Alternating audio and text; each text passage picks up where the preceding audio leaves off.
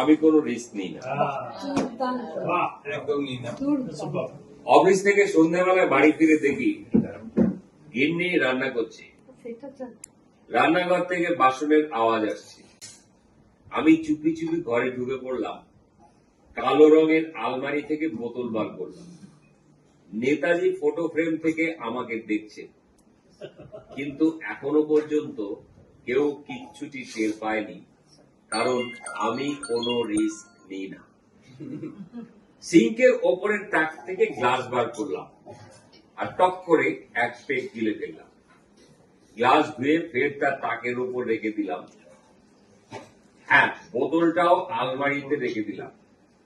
নেতাজি মুচকি হাসলেন। রান্নাঘরে উকি দিলাম, গিন্নি দিকে আলু কাটছে। কেউ কিচ্ছু টের পায়নি, কারণ আমি কোনো রিস্ক নিই না।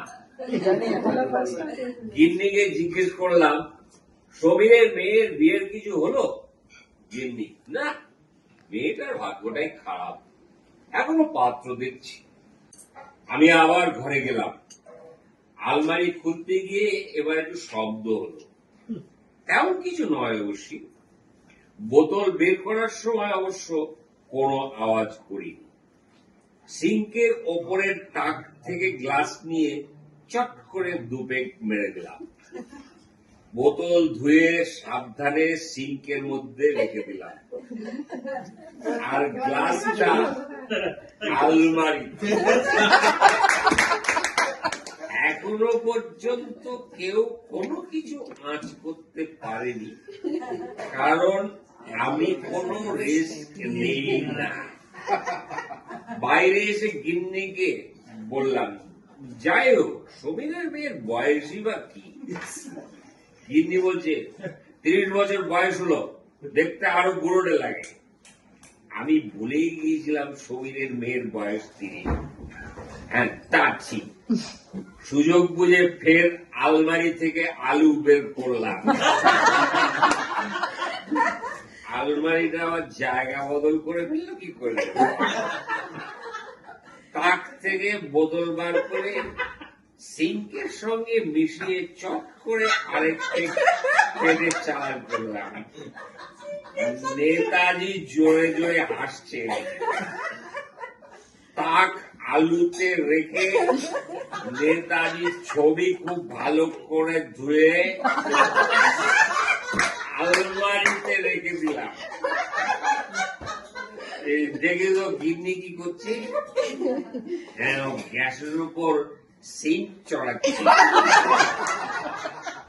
কিন্তু এখনো পর্যন্ত কেউ টের পায়নি, কারণ আমি কোনো রিস্ক নিই না। আমি গিন্নিকে বললাম, তুমি শরীরকে বুড়ো বললে? গিন্নি বললো, বক বক করো না তো, বাইরে গিয়ে চুপ করে বসো, এখন তুমি কোনো কথা বলবে না। আমি আলু থেকে ফের বোতল বের করে মজা সে আলমারিতে আরো এক পেগ গিললাম। সিঙ্কটা ধুয়ে ওটাকে তাকের ওপর রেখে দিলাম। ফটো ফ্রেম থেকে গিন্নি এখনো হেঁটে চলেছে। নেতাজি রান্না করছে, কিন্তু এখনো কেউ কিছু টের পায়নি, কারণ আমি কোনো রিস্ক নিই না। গিন্নিকে হাসতে হাসতে বললাম, হ্যাঁ, তাহলে সমীর পাত্রী দেখছে? গিন্নি বলল, শোনো, তুমি মুখে জলের ঝাপটা দিয়ে কোথাও চুপ করে পড়ে তো। আমি রান্নাঘরে গিয়ে চুপচাপ তাকের ওপরে বসলাম, কিন্তু এখনো অবধি সমীর কিছু টের পায়নি, কারণ নেতাজি কোনো রিস্ক নেয়। সমীর এখনো রান্না করছি, আর আমি ফটো ফ্রেম থেকে গিন্নিকে দেখে এখনো হেসে চলেছি, কারণ আমি কোনো ইয়ে নেই না। এই কি জন্য নিই না? হ্যাঁ, আলু নিই।